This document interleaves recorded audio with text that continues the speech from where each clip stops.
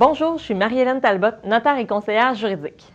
Ma capsule d'aujourd'hui s'adresse aux couples qui achètent des propriétés en fournissant des mises de fonds inégales. En fait, il s'agit d'une situation très courante.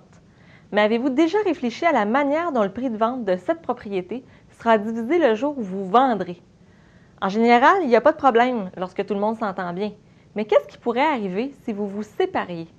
En l'absence de précision, le prix de vente sera séparé en parts égales.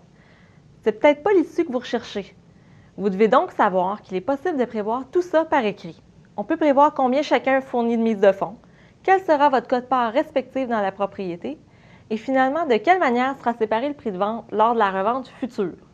À ce niveau, je peux vous dire qu'il vaut mieux prévenir que guérir, et ce type de convention des divisions peut permettre de désamorcer des conflits qui ont un potentiel explosif. La même chose s'applique aux propriétaires qui décident d'utiliser les privilèges de remboursement par anticipation offerts par leur prêteur hypothécaire. Si seulement l'un des deux propriétaires utilise ce privilège par anticipation, c'est une excellente idée de le consigner par écrit, car à défaut de préciser à qui ce remboursement profitera, il profitera aux deux propriétaires.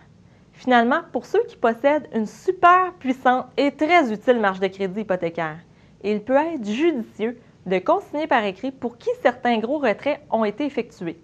Par exemple, monsieur décide de s'acheter un gros pick-up avec la marge de crédit hypothécaire. Entre-temps, monsieur et madame se séparent et décident de vendre la propriété. Le notaire doit rembourser la marge hypothécaire et remettre le reste du prix en part égale entre monsieur et madame. Madame hurlera à l'injustice car la portion marge ayant servi à l'achat du gros pick-up de monsieur aurait dû être amputée de la part revenant à monsieur. Ce qui aurait pu être évité et simplifié si on l'avait consigné par écrit. Voilà des exemples concrets où il peut être judicieux de faire des conventions. Après tout, les paroles s'envolent et les écrits restent. Alors, pour des conseils juridiques hors pair, consultez votre notaire.